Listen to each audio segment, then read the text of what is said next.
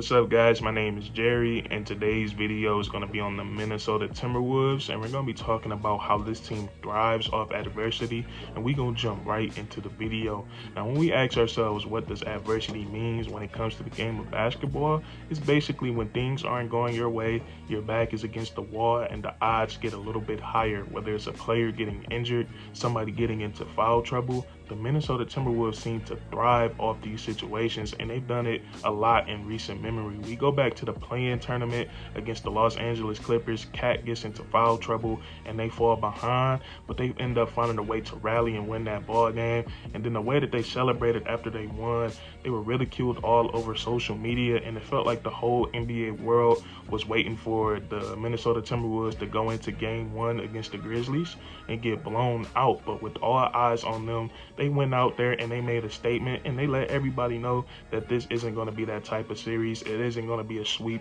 and they're going to go out there and compete. And then the most recent example we've seen was in Game 4. Now we look at Game 3 for the Minnesota Timberwolves.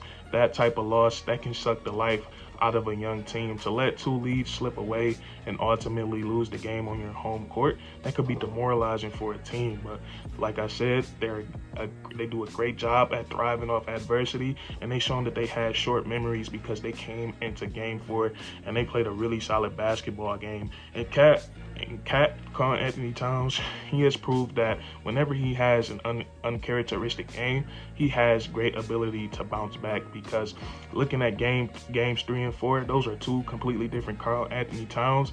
And what I've seen from him is his aggression. In Game 3, I believe he only took 4 shots, and that's just unacceptable for somebody with his talent level and his skill set. And right out the gates, Cat came out aggressive, and he did a great job of getting to the free throw line. He got 17 free throws, and he hit 14 of them. And something that Karl-Anthony Towns and the Minnesota Timberwolves have been doing a great job of this series is putting that pressure on Jaren Jackson Jr. In a lot of these games, he's been in foul trouble, and that's great if you're a Minnesota Timberwolves fan, because he is an elite shot blocker, and he just changes the way a team plays offense. So whenever he's not on the court for the Timberwolves, it just opens up a lot for them when it comes to getting points in the paint. But back to Karl-Anthony Towns, he played a really great ball game, just being more aggressive, getting to the foul line. Once he started hitting his free throws, he got into a rhythm. He hit 3 out of his 5 3-pointers. And then we know Cat, he does damage from every area of the court: the mid-range, the 3-point line, in the post, driving to the basket. And what I love about his game is that his 3-point shooting just opens up so much for him, because every time he pump fakes, somebody jumps at it, and he just puts the ball on the floor, and he can get to the rim, man. He's just very mobile, a very versatile big, and I think if he could stay focused, he could stay in that conversation with Embiid and Jokic. He has the talent and the skill set. He just have to be more focused and more consistent. But I love that Cat that I saw yesterday: 33 points, 14 rebounds, and he played a great game of basketball.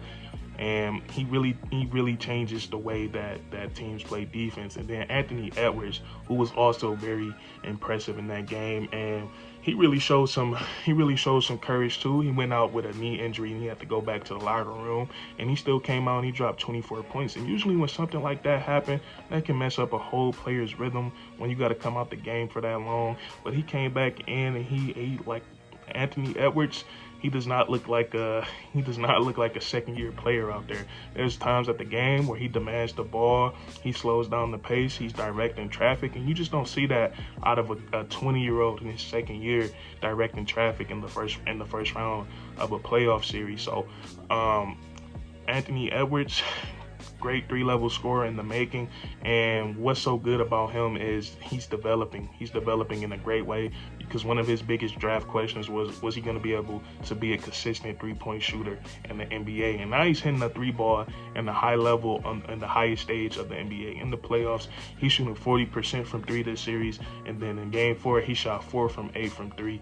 And he's just another guy that can hurt you from all areas of the court. And just like Karl-Anthony Towns putting that pressure on Jaren Jackson Jr., Anthony Edwards is doing the same thing for Ja Morant. Whoever Ja Morant is guarding, that guy's coming to set Anthony Edwards a screen, and they're getting the switch on him. And we've seen Anthony Edwards and the Timberwolves, they helped put Ja Morant into foul trouble last night by relentlessly making him defend in isolation situations, and it paid off because watching that game, we didn't see too much of Ja Morant for those first 3 quarters. So I like what the Ant-Man did that game, and he's really fun to watch, and he's just so mature for his age, man. And for him to come back after going to the locker room that long and being able to stay in the rhythm, really impressive. And then you got D'Angelo Russell. Now, D'Angelo Russell, he didn't shoot the ball well last night. He scored a lot of points, but what I like about D'Lo is his calmness and his collectedness. He's never rattled, and he just knows how to make the right basketball play. And he's just very fun. He's very fun to watch. He's very smooth. Watch him run that pick and roll, and I really love watching him get out in transition. He makes some really great passes. But down the stretch, D'Angelo Russell is a great point guard to have because he doesn't make many mistakes. He doesn't make the turn. He doesn't turn the ball over. He knows how to. He's starting to mature, and he's starting to learn how to pick out mismatches for his guys.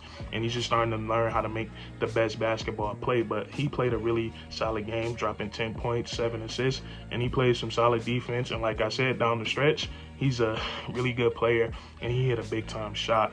And the Minnesota Timberwolves, they repeatedly get help from their role players. Patrick Beverley, he's probably one of the best bets to have in these situations. After letting that game 3 slip away like that, he probably got them guys, let them know that it's okay. We're gonna take it one game at a time. And they didn't seem rattled at all. They didn't seem uncomfortable. I think a big part of that is Pat Bev. He's a great, like I said, as irritant as Pat Bev might seem on the court to the opposing team, he's like that. He's probably like their favorite uncle in the locker room. He's very inspirational, and he just speaks a lot of positivity into those players. But having him out there, as far as on the basketball court, he's been really good for the Timberwolves, being a pest on the defensive side of the ball, making life hard on the Memphis Grizzlies guards. And then he hits his open threes. Whenever he's wide open, he hits his threes. He makes some plays every now and then, and he's just been solid for the Minnesota Timberwolves. And so has Vanderbilt. He's a great rebounder, man. Like he gets down and dirty because he's undersized, and he's just tenacious. He's a great rebounder, and he puts himself in the right spot at the right time for him to get easy buckets. And then they got some bench production. Now, the way that this guy's that Jordan McLaughlin name is spelled, I don't know if it's pronounced like that because there's no G, but I heard the commentators pronouncing it as McLaughlin last night. So you guys let me know, how does it make that G sound? But he came in, and he was really huge because there was a point in time where there was no Karl-Anthony Towns, D'Angelo Russell, or Anthony Edwards on the court, and he was able to provide some offense for the Memphis Grizzlies. But he played a really great game last night, pouring in 16 points, and he got a well-deserved standing ovation from the crowd. But if you guys get what I'm saying here, is that this Minnesota Timberwolves team, they respond well to adversity, and they thrive under pressure. Whenever all eyes are on them, they answer the call. And now this series is knotted up at 2-2, and this is this is probably my favorite first round series to watch. I like all the individual matchups. Like I like Ja Morant and Pat Bev going back with each other. I like the matchup between Karl-Anthony Towns and Jaren Jackson Jr. Like those are really fun matchups to watch. And then, yeah, I would say this is the most entertaining first round series. I think it has the potential to go 7 games, but it's been really fun to watch, and that's gonna be it for this video. If you guys enjoyed, please leave a like down below, comment down below if you agree or disagree, and then subscribe for more weekly content. We do this all the time, man. And that's curtains.